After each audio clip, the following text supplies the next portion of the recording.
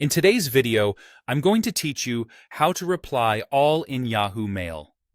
This is a simple but important skill that helps you keep everyone in a conversation looped in, especially for group emails where multiple people need the same update. I'll walk you through exactly where to click and what to look out for so you can do it confidently. Start by opening your web browser and searching for Yahoo Mail. This is the quickest way to get to the official sign-in page.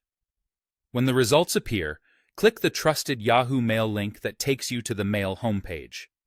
If you use Yahoo Mail often, consider bookmarking the page so you can get back to it faster next time. Now, sign in to your account. Follow the on-screen prompts to authenticate securely. Depending on your settings, you may be asked to verify your identity before you continue. Once you're in, you'll see the new Yahoo Mail view with your inbox and folders on the left and your messages on the right. Choose the email you want to respond to. Click to open it so you can see the full thread. A quick tip here. Glance at the to and CC lines at the top of the message. If you see more than one recipient listed, that's a good sign that reply. All may be appropriate, especially when the entire group needs your response.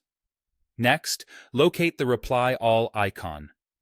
In Yahoo Mail, Reply All is typically shown as a double-pointing arrow, while a single arrow represents a standard reply. You'll usually find these icons in two places, at the top of the email thread, in the toolbar, and again at the bottom of the open email. If you're ever unsure, hover your mouse over the icons and look for the tooltip that says Reply All. Click the Reply All icon. A reply window opens with the original sender and all included recipients pre-filled. Take a moment to scan the to and CC fields. You can remove anyone who doesn't need your message. Type your response clearly and concisely. Keep the subject line as is to preserve the thread, and trim any extra quoted text if the conversation is long. If you need to attach a file, use the attachment option and make sure it's the correct version.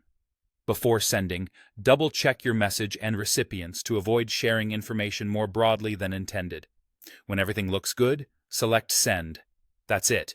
Your reply now goes to the original sender and everyone else on the chain, keeping the whole group informed.